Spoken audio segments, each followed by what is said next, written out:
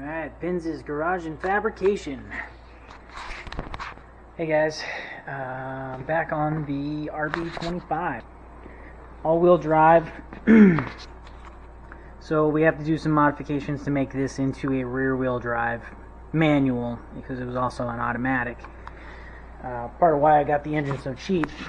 But see, we got a differential. The differential on this particular one is molded to the oil pan.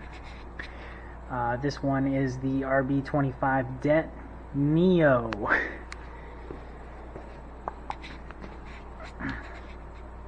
So what I'm reusing here, since I have these parts, and I did a bunch of research before I even bought this engine to make sure that it would work, and so far everything's lining up perfectly. It's gonna work. Reusing the clutch and flywheel from the RB20. The flywheel for the RB20 fits into the RB20 transmission, but an RB25 flywheel, if you bought a new one, is not going to fit into the RB20 transmission from what I've read on the forums. I think the bell housing is just a slight bit too tight, something to do with that. So the RB20 has a locating pin for where the bolts go on. There's a locating pin for the flywheel. The RB25s do not have that pin, but they have the hole for it. You don't need the pin. Just line that hole up with the other hole when you go to put your bolts on. I went out and I bought ARP bolts. I hear you're not supposed to reuse the bolts, but I was thinking about it, and my mind got made up for me. I had no choice but to order bolts, so I figured I'd go with the ARP ones. They're pretty decently priced on eBay. And so these ones are technically for the RB26, but they are the same for RB26, RB25, and RB20. 95 foot-pounds on the ARP bolts. Also, make sure to use the lubricant they give you just underneath the head of the bolt. You want the head to slide gently against the flywheel so that it torques properly.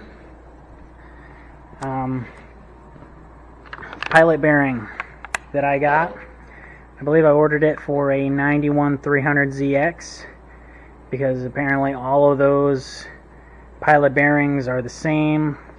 But in case you're wondering, this is the Dorman part number, so you can look that up, and that does fit. I checked it with the transmission, and on it's pressed into the crankshaft. Everything fits perfect. Let's see, what else have we done? So yeah, this is the automatic pilot bushing. Yes, it does have one for the automatic. You may be asking, why? Why would they have a pilot bushing for the automatic? Probably because they didn't want to have to change the crank design, but they were using a certain size for the torque converter, but using the same transmission across multiple vehicle models. So they put this bushing in there, and this guy lines up your torque converter to make sure it doesn't flop around or get off-centered when you go to tighten your bolts or whatever, to cut down vibrations. Now this guy is a pain to get out, and I mean a pain. So you'll see that angled slash that I cut into it. Cut a deep and wide angled slash, and I also cut it on the other side, so they're facing in the same direction. You do the angle slash so that you can get deeper inside the bearing.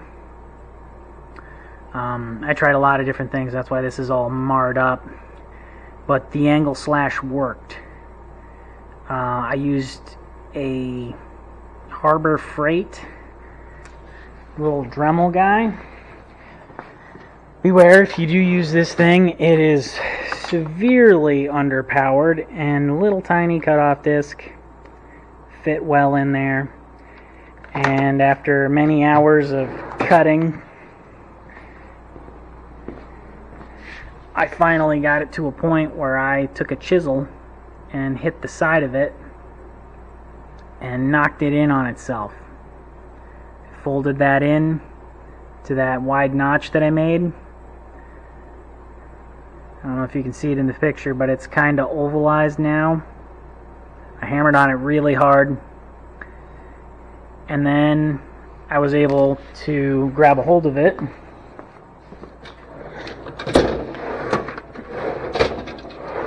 I'm going to put everything away. I was able to grab a hold of it with this. This is an OTC tool. It doesn't actually fit the thread pattern of my slide hammer. So as you can see, what I had to do was I found a bolt that would fit in there. I ran that in there and then welded a couple of nuts to the end. And so now that it's adapted to my slide hammer, and even with that, it wouldn't grab if I grabbed from the wider sections. And I had to tighten it in there pretty good. I had to grab from the part that had folded over, where it tightens in really tight, and then finally it grabbed and was able to pull this out of there. So this will be a fight. There will be lots of cutting. Be prepared. Be patient. It will take a long time to get this out.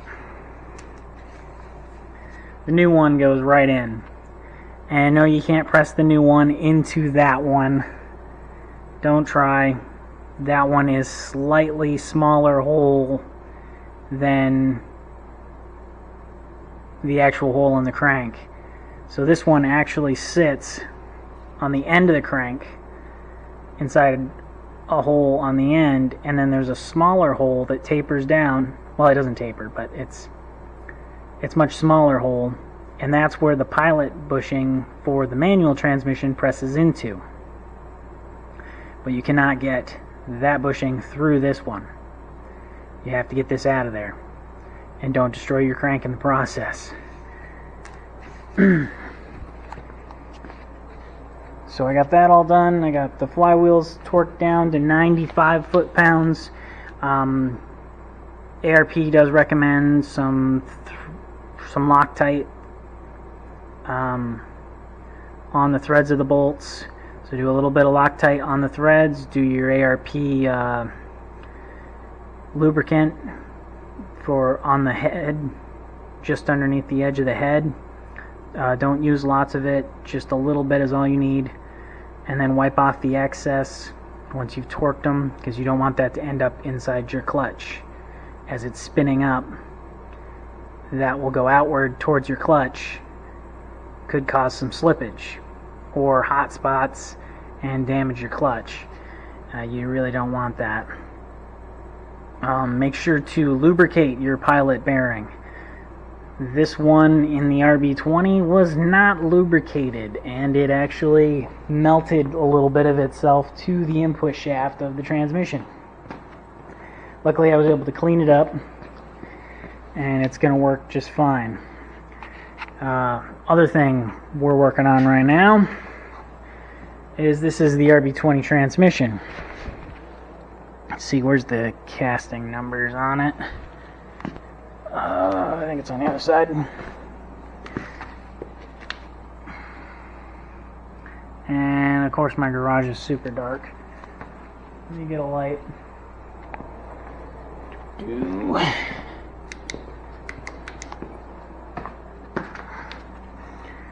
Alright, so this one is an RB71c. It is a number 1. There are other ones marked number 2, and there are ones with a little kangaroo on them. The one with the little kangaroo on it, here is the one that you really want. It's got a tougher gear set.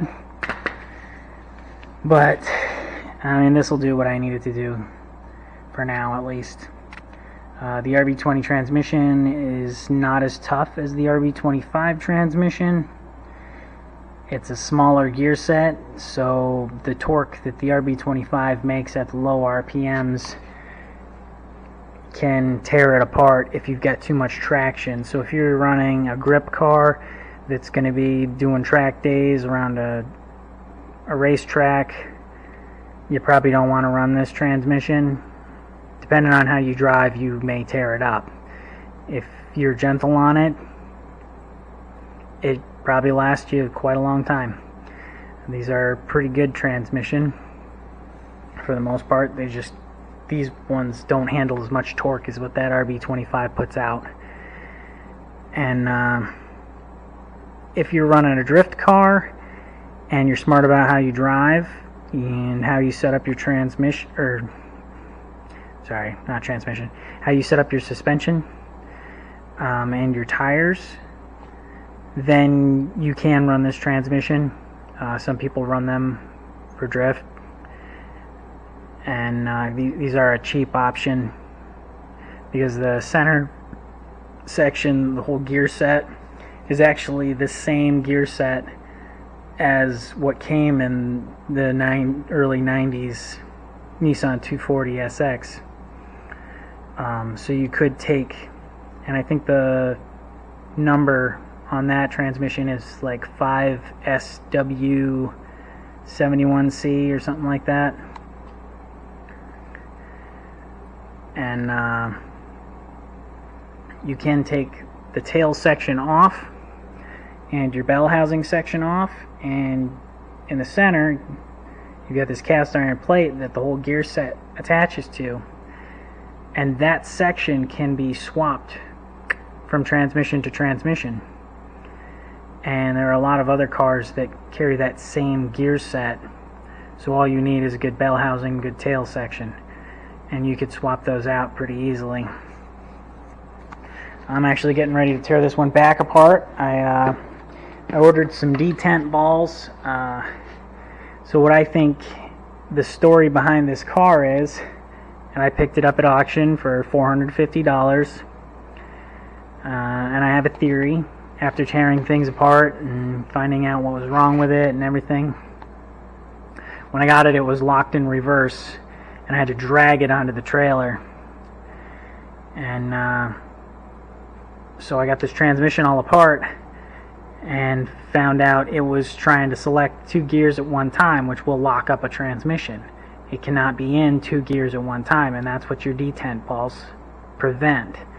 You've got shift shafts running up and down, and inside the center section behind these bolts you have detent balls and springs. And so there's one behind here, there's one behind here, one behind here, and then in between on these plates, between the shafts, you have to pull the shafts out to get these out. There are 4 different size detent balls. They are 7.5 millimeter. I had to order them from China and wait almost a month for them to get here. Finally, they're here. They are installed. They work perfect. I can now shift it properly. So what I think happened was they tried to rebuild this transmission, and you can see that it had new bearings on it. When we get in there, I'll show you. And they must have blown or had some bearing noise or something, and they tried to rebuild this transmission. They forgot those detent balls, and then they must have locked it into 2 gears, and the clutch is in very rough shape, though it looks semi-new. So this is where the other part points in this direction, that they locked it in 2 gears, and then burning up the clutch and stalling it, they must have gotten really pissed off and just over revved it till it threw 2 rods. I've been pretty pissed off, so I can't talk too much about that, but I also know better than to destroy my stuff. If I'm angry, then I walk away. So I scored this car for super cheap. Another reason I can't talk bad about it. It's whatever. It's mine now. So to get this transmission apart, super easy. I've found there are no videos on how to do it, but it is super easy. So we have your shift piece right here.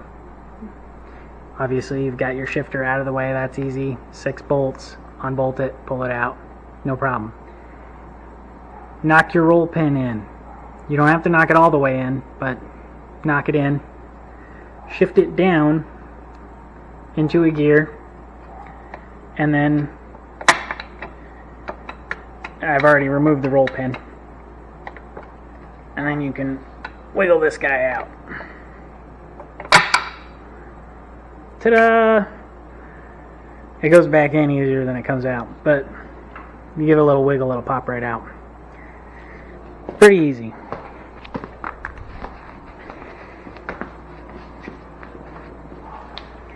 Now I've already pulled all my bolts out all the way around. There are 1, 2, 3, 4, 5, 6, 7, 8 I believe. Yep, 8 bolts all the way around this housing, and then you just got to separate it.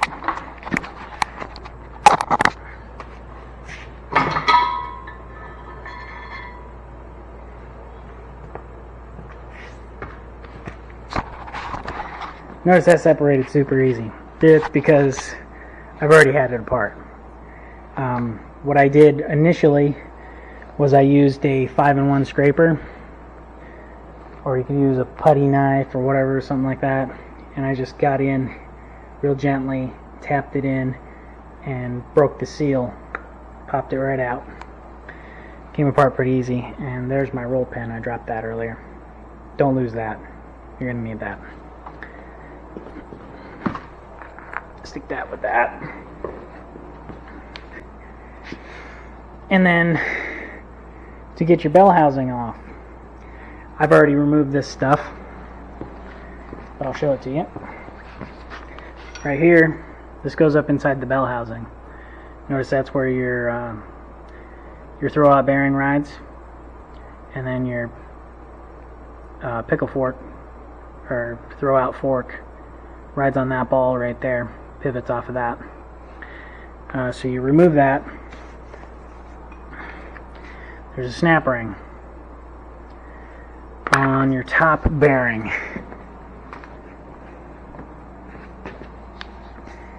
Once you remove that, then you can remove this whole gear set. Once again, you would have to split everything, but I've already done that.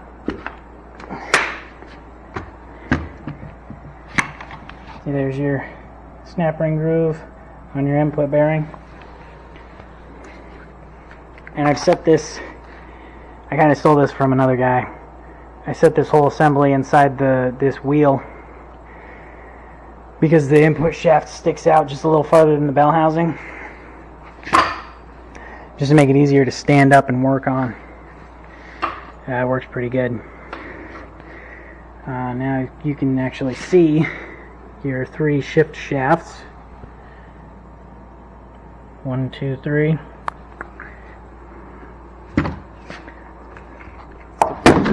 Sideways for you.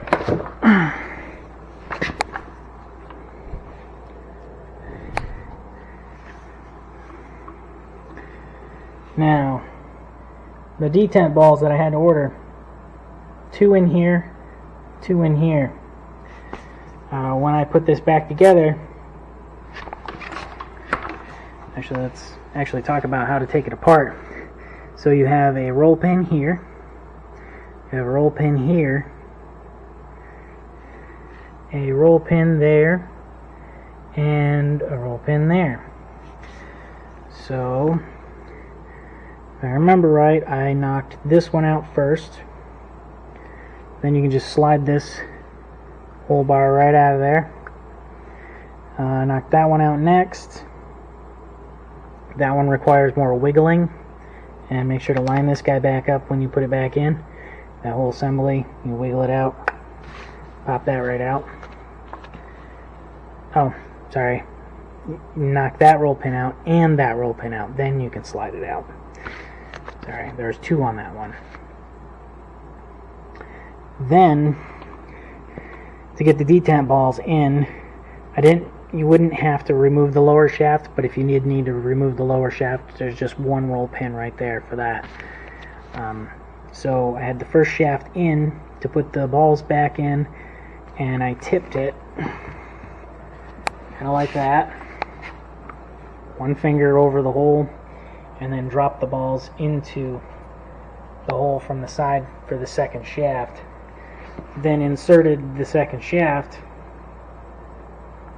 and moved on to the third shaft hole to drop the balls in between the second and third shaft.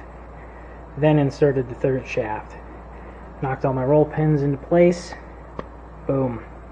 Then you can put all your other detent balls back in, these three, with the springs in behind them and then the bolts in behind the springs. Pretty easy. These are super easy to work on. I love these transmissions. They're pretty awesome. I cleaned up this case. It was filthy.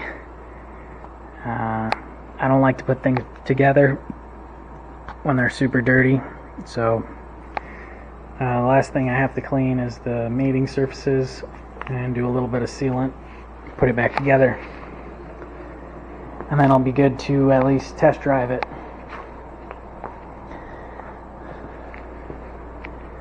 So that's the next steps in the $450 drift car. Yeah, I know I'm going to have more money into it than that. I already do. Quite a bit more. But it's definitely going to be less than $3,000 for sure. It's pretty good for a drift car. So I will make another video and update you on the next step. Actually, I think the next step is going to be the oil pan. I know I already talked about it, but I wanted to get the flywheel and everything on there before I remove the oil pan, because I'm going to put it on the engine stand, and then I'm going to remove the oil pan and then do the modifications to the rear wheel drive oil pan. That way I have the sump right there. I know what needs to be modified. I can just do it and then put it on, then pull it off the stand and get ready to slap it in. It's going to be a blast.